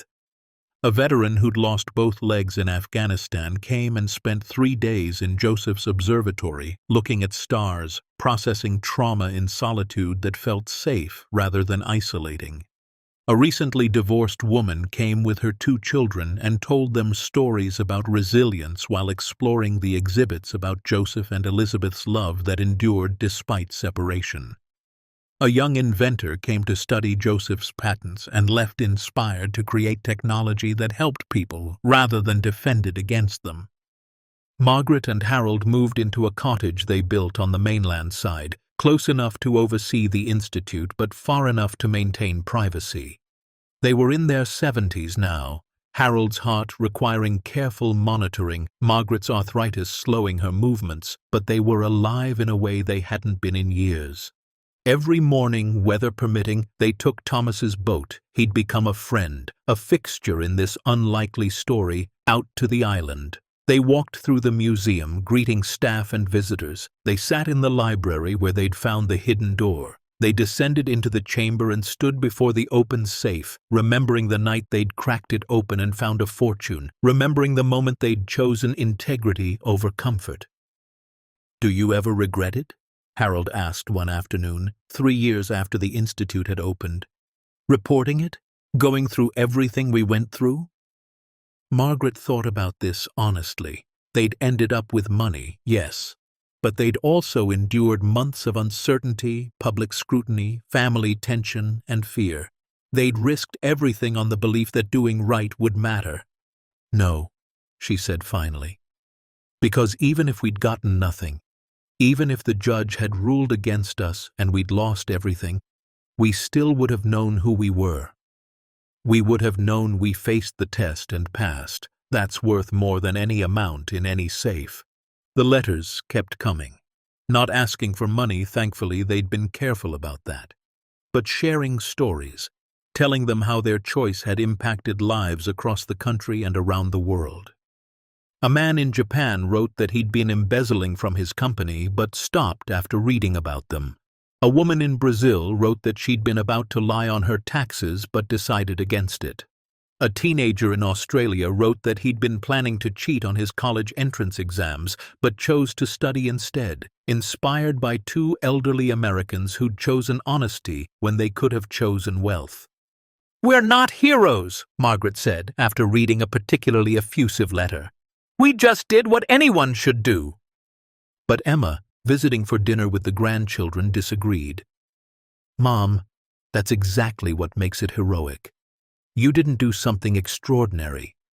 You did something ordinary, something basic, in extraordinary circumstances.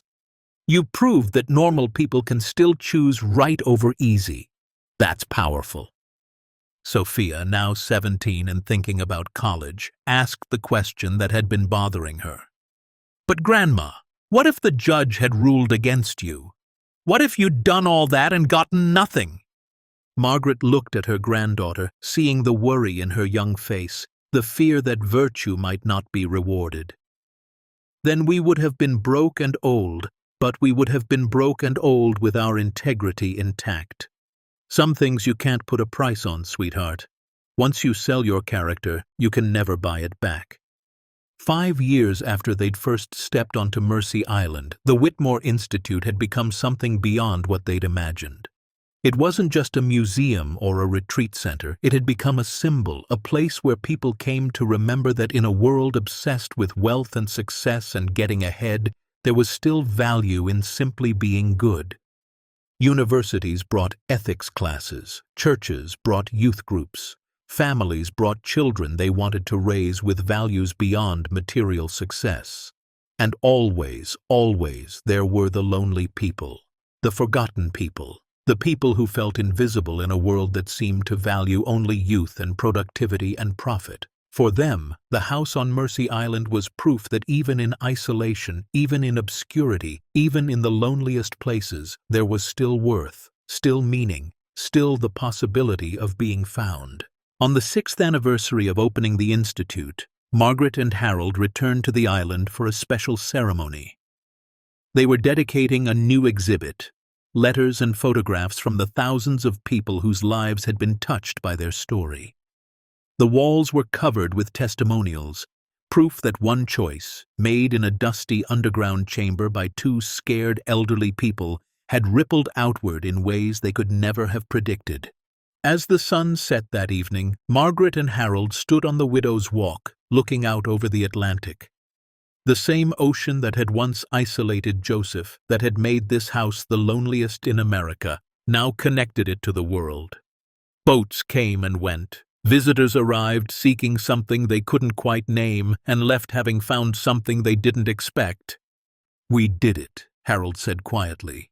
"We turned his fortress into a home."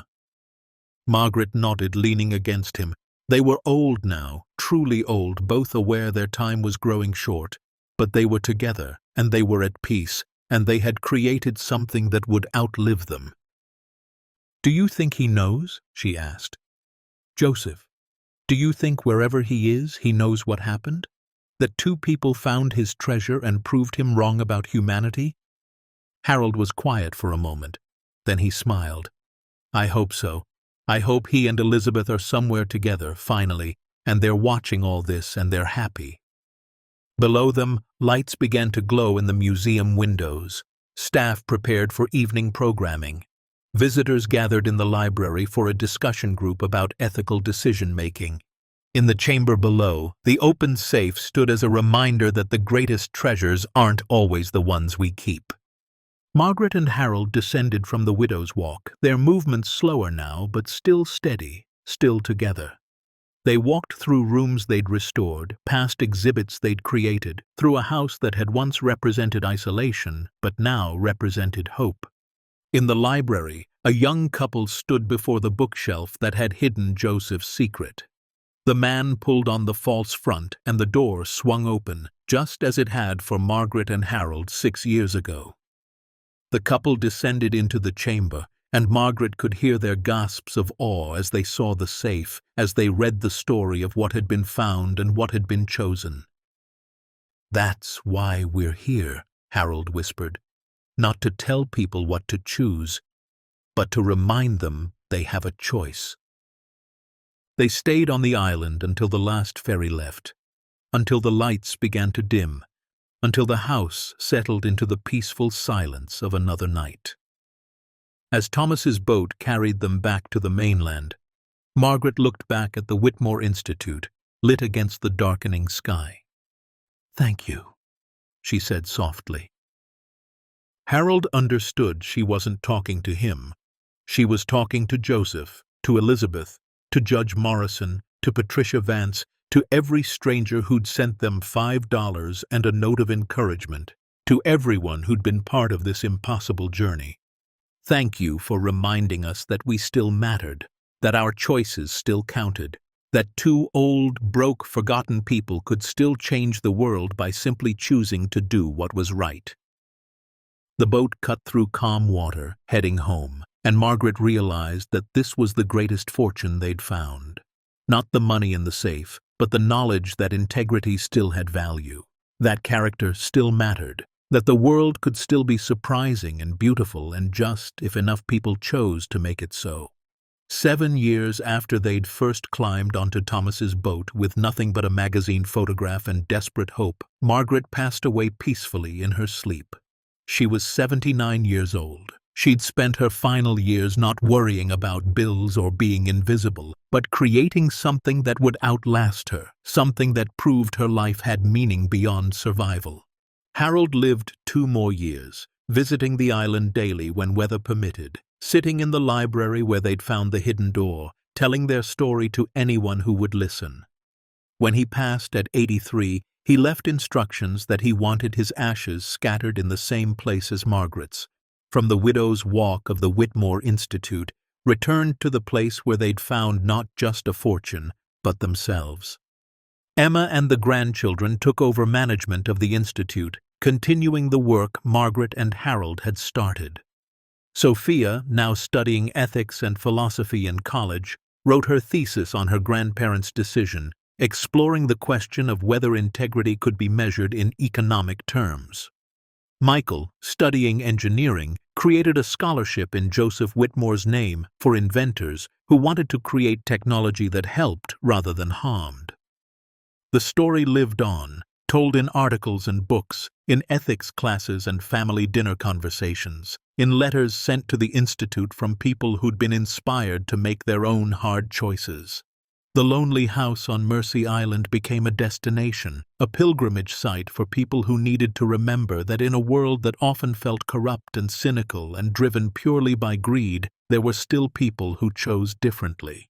And sometimes on quiet evenings when the museum was closed and the island empty except for the resident caretaker, people swore they could feel something in the air. Not ghosts exactly, but presence. Joseph and Elizabeth finally together, Margaret and Harold walking hand in hand, the echo of choices made and honored, of integrity proven and rewarded, of loneliness transformed into legacy. Because anyone can find treasure if they're lucky enough to stumble upon it. But it takes courage to report it. wisdom to share it, and grace to turn it into something that changes not just your life, but the world.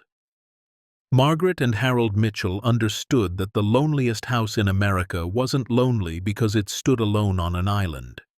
It was lonely because its owner forgot that wealth means nothing if you die with no one to remember your name, no one to honor your story, no one to prove that your fears about humanity were wrong.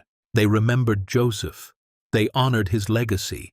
And in doing so, they created their own. A legacy that said, when tested, when given the choice between comfort and character, between wealth and worth, between what you can take and who you choose to be, some people still choose right. And that choice, that simple, difficult, beautiful choice, is the greatest fortune anyone can find. The end. Up next, two more powerful stories of discovery, integrity, and the unexpected treasures hidden in forgotten places. Click to keep exploring with us, and don't forget to hit subscribe if you believe the greatest wealth isn't what we find, but what we choose to do with it.